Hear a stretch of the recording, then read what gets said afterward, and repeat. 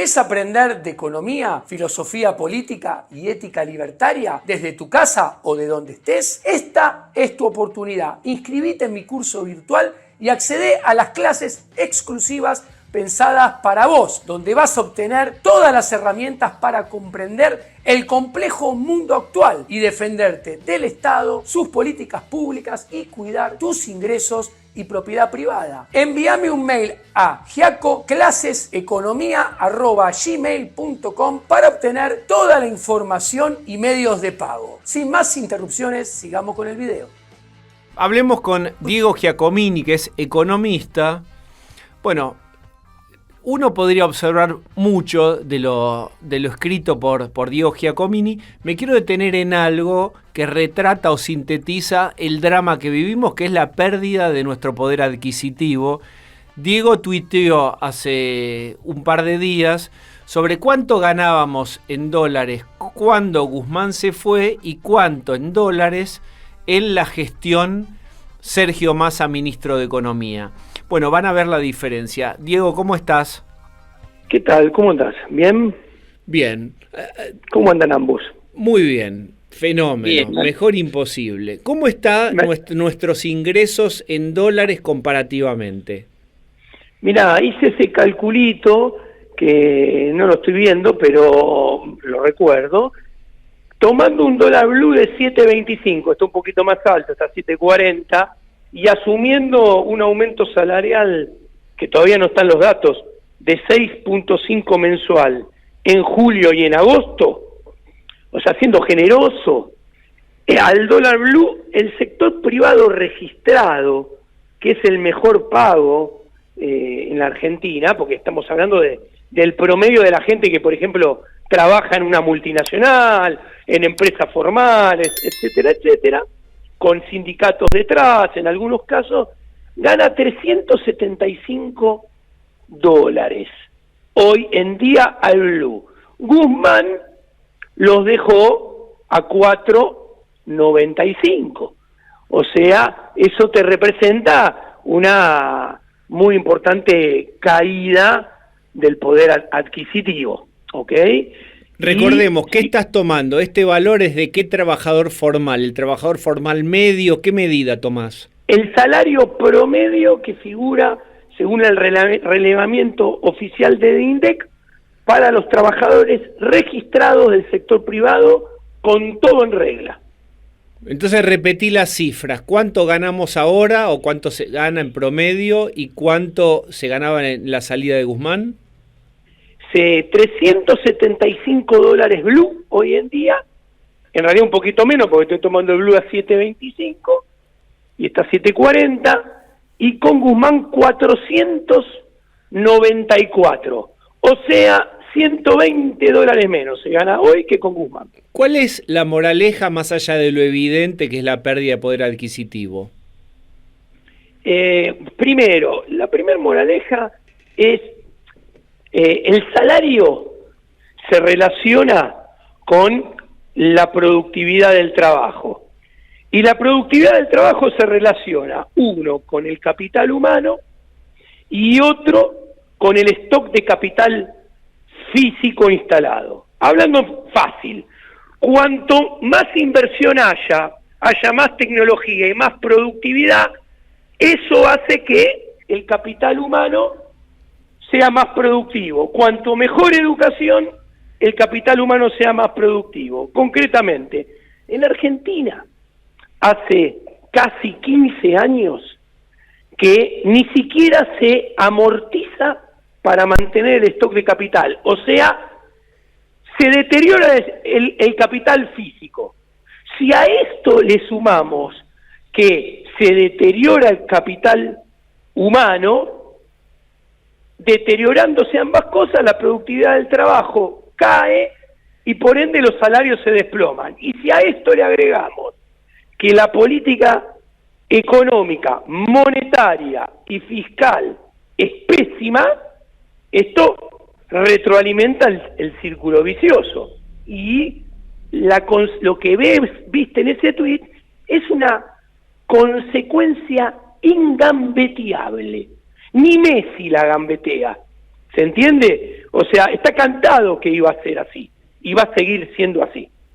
Charlie Manzoni. Uno piensa mientras das estos números, Diego, ¿te acordás, se acuerdan cuando hablaban de los 1000euristas, que podemos decir 1000 dolaristas, más o menos? Sí. Imagínense que estamos menos de la mitad. Pero yo doy vuelta también esta triste realidad y entre comillas, ahí, Diego, estás hablando, entre muchas comillas, de un grupo privilegiado. Pero después tenés los salarios informales, o sea, los que siempre escribimos que pierde, o sea, cada vez que se informa el índice de salarios, siempre es la misma cantinela, los peores son los informales, los que más pierden poder adquisitivo son los informales. Ahí, ¿qué lectura hay? ¿Cómo arreglas eso? Bueno, es muy interesante. Mira, el último dato que hay del INDEC, que es a junio, te dice que el sector privado registrado, en lo que va del año, aumentó los salarios 47%. El registrado y el no registrado 41%. O sea, va por detrás. Obviamente, si lo miramos interanual, el registrado aumentó 110, o sea, pierde con la inflación. Y el no registrado, 82, recontra pierde contra la inflación. Y ahora viene lo interesante. Esos dos sectores, que son pagaderos netos de impuestos, pierden contra la inflación. Pero el empleado del sector público, que es cobrador neto de impuestos, porque todo su salario es pagado a partir de impuestos, ese es el único que le gana a la inflación. Aumentó más, interanualmente 121, o sea, le saca 11 puntos al sector privado formal y le saca 40 puntos al informal. ¿Ok? Entonces, ahí vos tenés otra distorsión que es impresionante, increíble, ¿no? Que bueno, esto se da en un año electoral donde el burócrata de turno aumenta los salarios a dedo en el sector público a ver si eso le retribuye en votos en las urnas, ¿no? Sí, recordemos que el índice general de salarios, cuando uno menciona, está formado por estos tres que vos completaste. Los registrados privados, que son los primeros que hablaste, los informales que yo te pregunté, y obviamente la tercera pata es el Estado, ¿no? Los estatales. Exactamente. Y acá vos ves, y esto es una acotación muy importante, la inflación es un fenómeno macroeconómico monetario, y está hecho para que toda la sociedad, tomada en conjunto, en promedio, pierda contra la inflación, porque el trabajo macroeconómico de la inflación es licuar desequilibrios. Entonces, no se le puede empatar a la inflación tomando a todos, y mucho menos se le puede empatar si la inflación viene en forma sostenida y creciente hace 20 años. Cuanto más alta y más tiempo dure, más condenado a perder contra ella está toda la sociedad. Entonces, ¿qué sucede? Si hay un sector que a dedo es favorecido y le empata o le gana por un pelín, hablando mal y pronto, los otros sectores tienen que perder por más, porque toda la sociedad tiene que perder contra la inflación. Estamos hablando con Diego Giacomini, que es economista. Diego, vos venís del cuadrante, llamémosle liberal, libertario. Pon el dedo en donde corresponda. Anarcocapitalismo, liberal, libertario, ¿dónde te ubicás? ¿O algo diferente? Yo, mira, no es muy importante cómo me define yo, pero yo hace ya años que que me defino como liberal radical. O sea, yo en realidad soy un anarquista de libre mercado, un anarquista de propiedad privada. ¿Por qué no me defino como anarcocapitalista? Porque el capitalismo de hoy en día ya no es defendible. Cuando vos ves las máximas fortunas del planeta Tierra son hechas prebendariamente de la mano de los estados, como Elon Musk, Zuckerberg, Bill Gates, etcétera, etcétera, que a las pruebas me remito todos defienden las políticas públicas, todos defienden la expansión del Estado, todos defienden el impuesto universal, lo cual revela que son socios, y el sector bancario y financiero, que es el principal asociado en forma prebendaria al Estado, financiando con impuesto inflacionario y mediante deuda, que es más impuestos futuros, la expansión del Estado. Entonces, bien, yo te preguntaba esto para que nuestros oyentes entiendan desde dónde vos vas a opinar ahora. ¿Qué es? Sí. ¿Te sentís próximo a ideas de Carlos Melconian? ¿Te sentís cerca de ideas de Milei? Bueno, vos escribiste, fuiste, digamos, socio artístico, fuiste pareja artística de Milei, no voy a entrar en lo personal, ni vos tampoco. ¿Dónde te sentís más cerca hoy a nivel plan económico? Mira, yo te voy a ser muy sincero. Yo, al economista que Patricia Bullrich eligió como ministro, Melconian. Yo no lo respeto en absoluto, para mí es parte del problema. Hay un artículo mío escrito en el Cronista Comercial que se llama REM, cuando los economistas son parte del problema, y lo menciono para que la gente, si tiene ganas, lo googlee y lo lea. Ahí explico el negocio de algunos economistas, que lo que hacen es generalmente vender información privilegiada y la promesa de una prebenda futura si es que llegan al cargo. ¿Ok? Y cómo se genera un círculo vicioso entre los economistas mainstream de la consultoría y los burócratas que hacen política económica, que finalmente conducen a mala política económica, desborde fiscal, inflación que paga el resto de la sociedad. Ahí está explicado. Me siento en las antípodas de Melconian. Te contesté. Yo creo que el plan económico de Melconian, empezando por el bimonetarismo, es un plan que a lo sumo puede dar un ibuprofeno de corto plazo, pero está condenado a fracasar en el largo plazo. No es consistente. Por el otro lado, si me haces comparar el Boca River técnico de Melconian y Javier Milei, te voy a contar una infidencia profesional, o sea, nada personal. Como 4 veces hemos ido a la consultora de Melconian, Javier Milei y yo, a explicarles teorías económicas y hablarle de teoría económica a Melconian y a su socio Santangelo.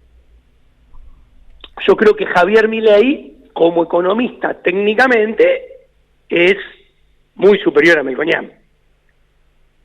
Bien, y en la instrumentación pues se necesitan acuerdos, consensos, es decir, también hay algo de las características de personalidad que se amplían a tu capacidad de armado político para instrumentar. ¿Cómo lo ves a Milei, más allá de la solidez que vos le ves teórica?